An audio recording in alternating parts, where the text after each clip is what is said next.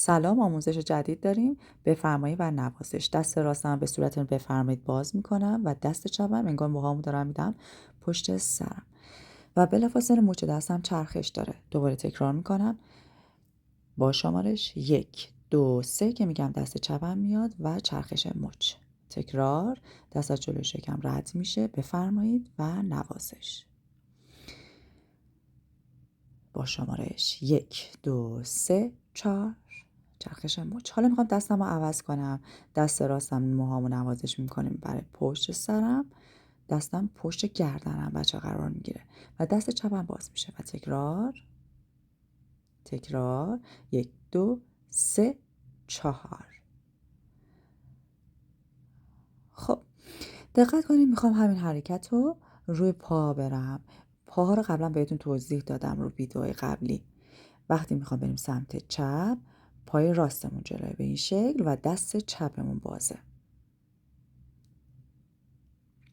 و یه حرکت داریم برای موزیکای خیلی آرومتر. پا میره پشت قرار میگیره، زانوها به هم چفته بچه‌ها و پای پشتی پنجه است. بفرمایید با ریتم شونه دستم باز میشه. بفرمایید از جلوی سینه با ریتم شونه باز میشه، میاد بغل شونه.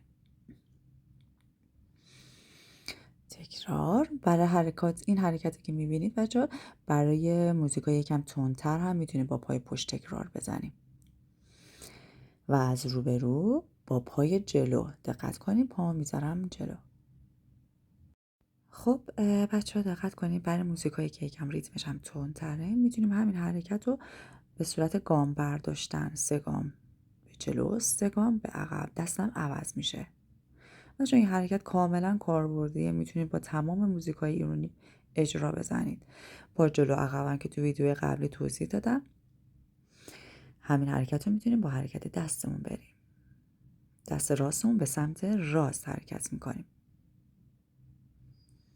یه بار پا جلو قرار میگیره، یه بار پشت. لبخند فراموش نشه. قشنگی کار بچه ها لبخنده و نگاهتون به چرخه تو رقصتون. مرسی که همراه هم هستی. میبوسمت.